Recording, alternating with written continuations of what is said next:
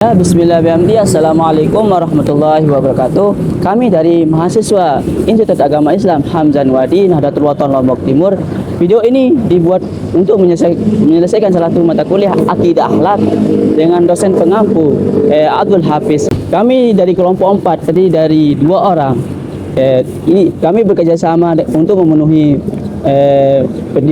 tugas makalah ini. Ya, selanjutnya langsung saja, inilah video presentasi dari kami. Sebelum itu, kami akan memperkenalkan nama-nama kelompok kami. Yang pertama, saya pemateri pertama atas nama Taufikur Rahman yang akan menjelaskan tentang pendahuluan hubub dunia, hasad dan takabur. Dan selanjutnya pemateri kedua yaitu atas nama Wahyuni Amrina yang akan menjelaskan tentang ujub dan ria. Selanjutnya kami akan menggunakan yakni tema kami yakni induk-induk akhlak tercela. Di sini bahwasanya pada presentasi kali ini kami ada 3 poin di sini. Yang pertama itu pendahuluan, yang kedua pembahasan, yang ketiga kesimpulan. Yang pertama kita akan bahas pendahuluan. Di sini isi pendahuluan ialah akhlak terpuji adalah tingkah laku yang tercela atau perbuatan jahat yang merusak iman seorang dan menjatuhkan martabat manusia. Sifat yang termasuk akhlak tercela adalah segala sifat yang bertentangan dengan akhlak terpuji, antara lain hubud ad-dunya, hasad, takabur, ujub dan riya. Sebagaimana Allah Subhanahu wa taala berfirman dalam surah At-Tin ayat 4-6. Bismillahirrahmanirrahim. Laqad khalaqnal insana fi ahsani taqwim, summa radadnahu asfala safilin. Innal ladzina amanu wa 'amilus solihati falahum ajrun ghairu mamnun. Yang artinya, sungguhnya kami telah menciptakan manusia dalam bentuk yang sebaik-baiknya. Kemudian kami kembali dia ke tempat yang serendah-rendahnya atau neraka, kecuali orang-orang yang beriman dan mengerjakan amal saleh, maka bagi mereka pahala yang tidak putusnya. Surah At-Tin ayat 4-6. Selanjutnya kita akan membahas yakni pembahasan. Di sini ada 5 pembahasan. Yang pertama itu hubud ad-dunya, yang kedua hasad, yang ketiga takabur, yang keempat ujub, dan yang kelima riya. Saya sebagai pemateri pertama akan menjelaskan 3 poin di sini, yaitu hubud ad-dunya, yang kedua hasad, yang ketiga takabur. Yang pertama kita akan membahas hubub ad-dunya. Di sini pada pertama kita akan menjelaskan yakni pengertian hubub ad-dunya. Di sini pada pengertian hubub ad-dunya terdiri 3 poin. Yang pertama itu secara terminologi. Bahwasanya hubub ad-dunya secara terminologi ialah berasal dari dua yaitu habun yuhibbu hubban, artinya mengasihi dan mencintai. Adapun dunia artinya dunia, sedangkan dunia menurut kamus yakni jagat dan tempat kaki hidup bumi dengan segala isinya. Sedangkan secara terminologi, hubub ad-dunya adalah rela menukar kenikmatan yang abadi dengan kenikmatan yang sementara dalam kehidupan ini. Yang poin yang ketiga itu menurut pendapat ulama. Bahwasanya menurut pendapat ulama, menurut Imam Al-Ghazali, hubub ad-dunya adalah memaksimalkan dunia sebagai sebuah panggung atau pasar yang disinggahi oleh para musafir di tengah perjalanannya ke tempat lain. Selanjutnya yang kedua itu kita membahas tentang dalil-dalil tentang hubub ad-dunya.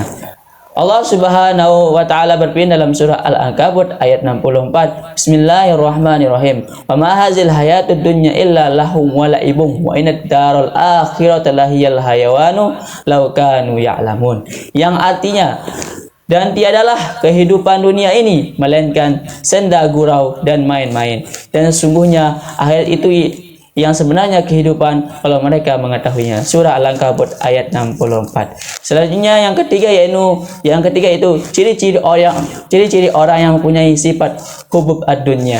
Di sini ada 5 pembagian ciri-ciri orang yang punya sifat hubub dunia. Yang pertama itu menganggap dunia sebagai tujuan utama, bukan sebagai sarana mencapai kebahagiaan akhirat. Yang kedua, suka mengumpulkan harta benda dengan menghalalkan segala cara tanpa memperhatikan halal dan haramnya.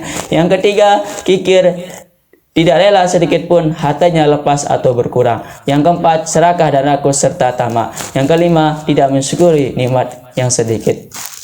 Selanjutnya yang keempat yakni penyebab adanya sifat hubub ad-dunya. Yang di sini penyebab sih yang membuat kita lalai kepada Allah. Misalnya salat dan puasa. Yang kedua, jika seseorang telah dikuasai hatinya oleh iblis, maka akan menjadi lemah. Iblis akan membolak-balikkan hatinya bagaikan seorang anak kecil mempermainkan bola.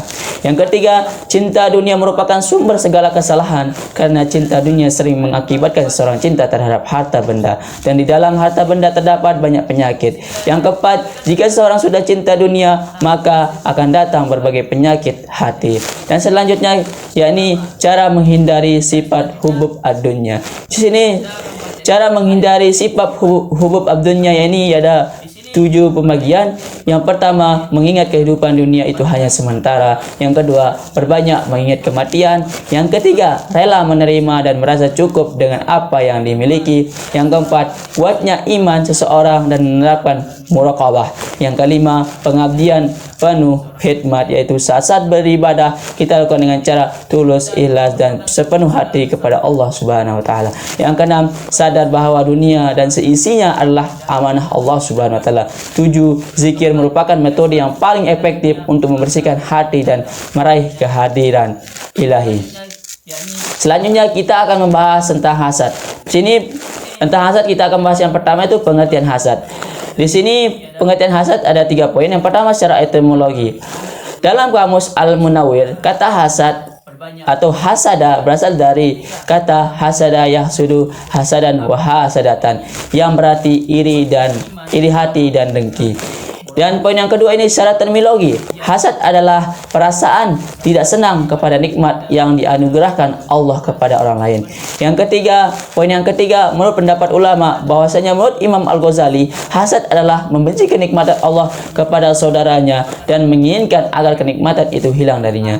Yang selanjutnya kita akan membahas ini dalil-dalil tentang hasad. Allah Subhanahu wa taala berfirman dalam surah Al-Baqarah ayat 109. Bismillahirrahmanirrahim. Wadda katsirun min ahlil kitabi law yaraddunakum min ba'di imanikum kaffar hasadam min indi anfusihim min ba'di ma tabayyana lahumul haq.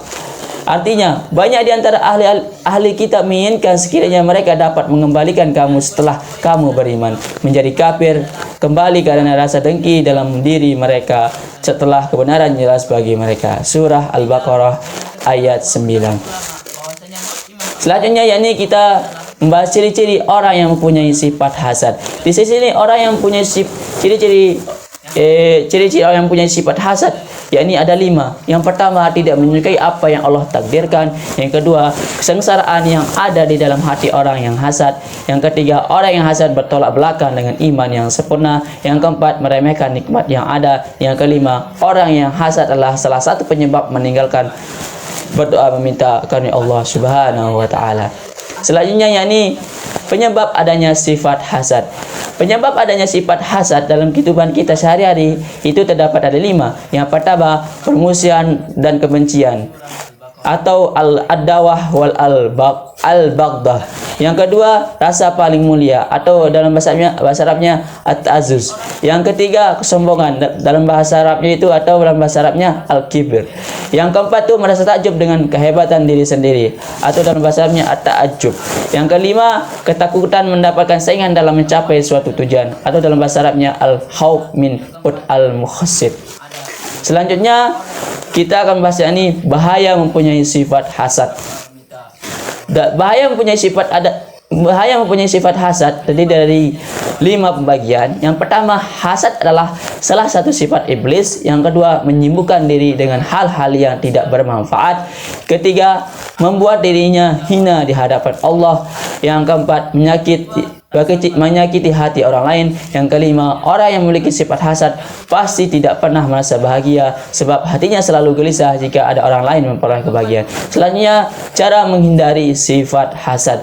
Cara menghindari sifat hasad terdiri 6 pembagian. Yang pertama, menanamkan kesadaran bahwa sifat dengki akan membuat seorang menderita batin. Yang kedua, menumbuhkan kesadaran. Yang ketiga, kita saling mengingatkan dan saling menasihati. Yang keempat, bersikap realistis melihat kenyataan. Yang kelima, mempunyai pendirian dan tidak mudah terprovokasi. Yang keenam, senantiasa ingat kepada Allah dan meminta perlindungan kepadanya agar terhindar dari bisikan setan. Selanjutnya kita akan membahas takabur. Yang pertama itu kita bahas ini pengertian takabur. Takabur secara etimologi, takabur berasal dari kata takabbaro yatakabbaru takabburan, artinya merasa besar, congkak dan membanggakan dirinya. Sedangkan kata takabur dan istikbar adalah mempunyai arti yang berdekatan. Sedangkan secara etimologi, takabur adalah menilai kelebihan dirinya tanpa melihat siapa yang memberikan kelebihan itu, sehingga memunculkan rasa sombong dan merendahkan yang lain. Menurut pendapat ulama, menurut Imam Ghazali, takabur adalah tingkah laku dan sifat yang cenderung memuji, mengagungkan, membesar-besarkan dan memandang diri sendiri lebih hebat dari orang lain. Selanjutnya kita akan membahas ini dalil-dalil tentang takabur. Allah Subhanahu wa taala berfirman dalam surah Al-Luqman ayat 18. Bismillahirrahmanirrahim. Wala tu'asiru khadika lin-nasi wala tamsi fil ardi marhan. Innallaha la yuhibbu kulla muhtalin fakhur. Ayat artinya, dan janganlah kamu memalingkan mukamu dari manusia atau karena sombong, dan janganlah kamu berjalan di muka bumi dengan angkuh. Sesungguhnya Allah Subhanahu wa taala tidak menyukai orang-orang yang sombong lagi membanggakan diri. Surah Al-Luqman ayat 18. Selanjutnya yakni ciri-ciri orang yang mempunyai sifat takabur.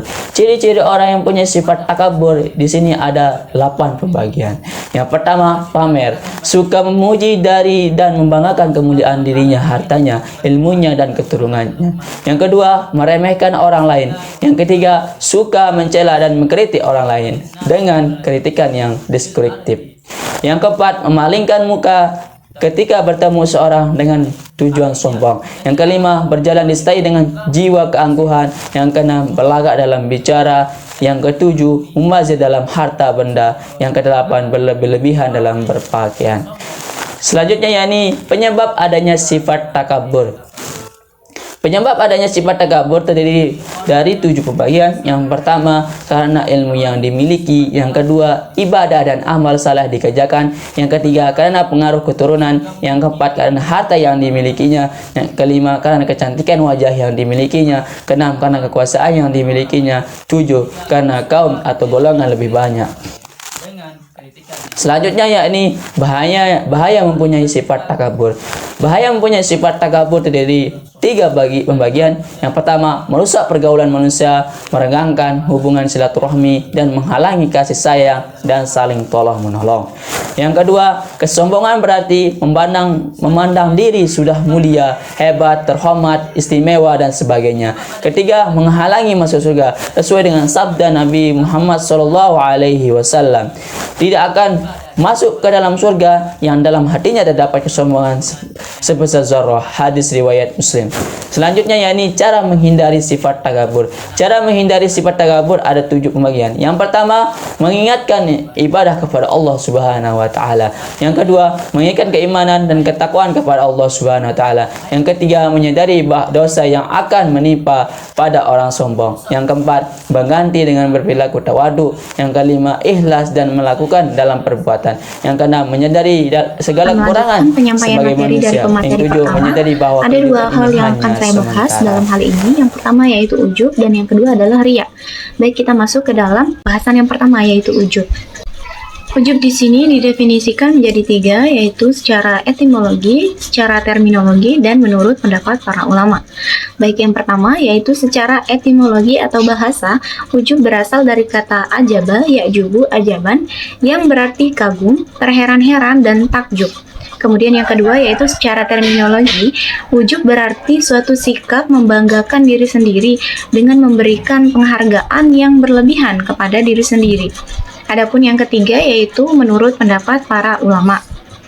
Ujub itu sendiri adalah sikap memuji diri sendiri atas perilaku yang telah dilakukan, kemudian lupa bahwa hal tersebut adalah karunia dari Allah Subhanahu wa taala.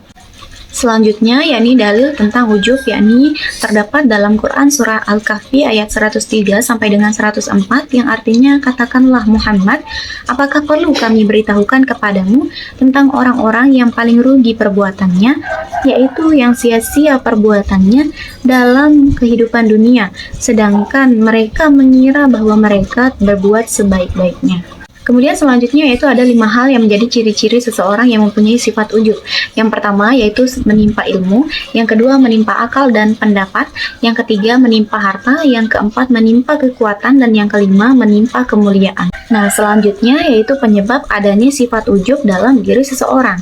Yang pertama yaitu ada sebab keturunan dan lingkungan, yang kedua sebab sanjungan dan pujian yang berlebihan, yang ketiga bergaul dengan orang yang terkena penyakit ujub, yang keempat kufur nikmat dan lupa kepada Allah Subhanahu wa taala, dan yang kelima yaitu berbangga-bangga dengan nasab dan keturunan.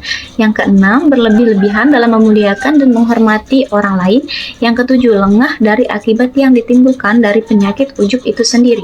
Bahayanya memiliki sifat ujub ini sangat banyak sekali. Di sini saya akan menyebutkan beberapa di antaranya yang mungkin sering kita temui dalam kehidupan sehari-hari. Yang pertama yaitu ujub menyebabkan timbulnya rasa sombong di dalam diri seseorang. Kemudian yang kedua yaitu lupa akan bahaya yang ditimbulkan dari ujub itu sendiri. Yang ketiga dapat membuat orang kurang sadar dengan kedudukan dirinya. Ia akan terus memuji dirinya tanpa henti. Dan yang keempat, seseorang yang ujub tidak mau belajar kepada orang lain karena ia merasa sudah pandai. Dan yang kelima, apabila usahanya gagal, ia akan melemparkan kesalahan itu kepada orang lain atau rekan ataupun bawahannya. Lantas bagaimana cara kita menghindari sifat ujub tersebut?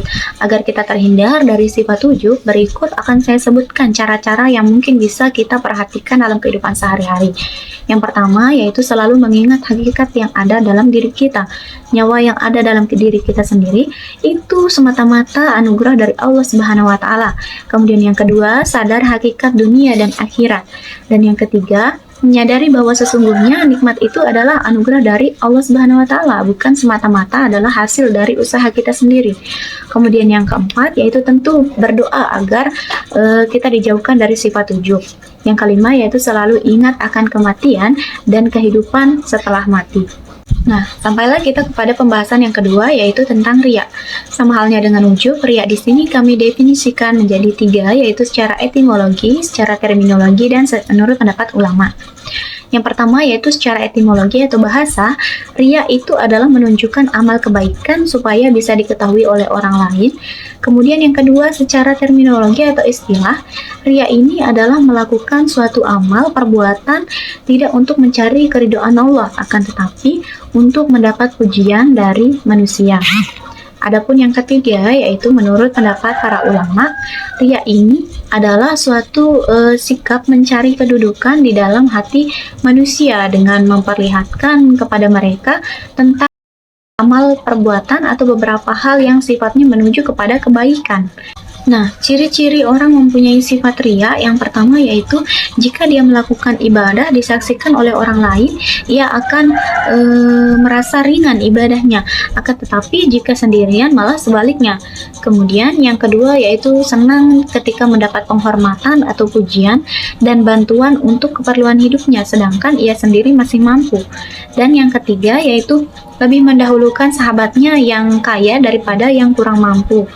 Yang keempat yaitu adanya perubahan penampilan, sikap, dan cara bicara ketika ia bertemu dengan para petinggi atau pejabat-pejabat. Sebenarnya apa sih hal yang menyebabkan sifat riya itu ada dalam diri seseorang? Tentunya yang pertama yaitu senang terhadap sanjungan, yang kedua takut kepada celaan manusia, dan yang ketiga yaitu rakus atau sangat menginginkan apa yang dimiliki oleh orang lain. Selanjutnya bahayanya sifat riya yaitu yang pertama adalah riya adalah syirik khafi atau tersembunyi dan lebih berbahaya bagi kaum muslimin ketimbang fitnah dajjal. Yang kedua yaitu pemberian baik akan hilang dampak baiknya dan tujuannya yang besar bila diiringi dengan riya. Yang ketiga, riya itu dapat menghapuskan amal soleh dan tidak mendapatkan balasan apapun dari Allah Subhanahu wa taala, dan masih banyak lainnya yang tentu bisa teman-teman lihat sendiri pada kehidupan sehari-hari. Lantas bagaimana cara kita menghindari sifat-sifat riya? Yang pertama yaitu membiasakan diri kita untuk menyembunyikan amalan-amalan atau perbuatan baik. Kemudian yang kedua, memahami dan mengingat bahayanya riya itu. Kemudian yang ketiga, berdoa kepada Allah Subhanahu wa taala agar terhindar dari sifat riya. Dan yang keempat yaitu membersihkan dan memperbaiki tujuan maupun niat kita setiap melakukan amal atau perbuatan. Ya, sebagaimana yang kami sudah jelaskan, materi yang kami sudah jelaskan, bahwasanya kami menyimpulkan beberapa poin yang sudah kami ketahui dan yang kami sudah kumpulkan. Kesimpulannya ialah berdasarkan dari berbagai bacaan yang sudah kami baca, maka dapat disimpulkan bahwa di dalam diri manusia terdapat dua sifat, yaitu sifat terpuji dan sifat tercela. Namun pada makalah ini kami hanya membahas tentang sifat tercela yang dilarang dalam Islam.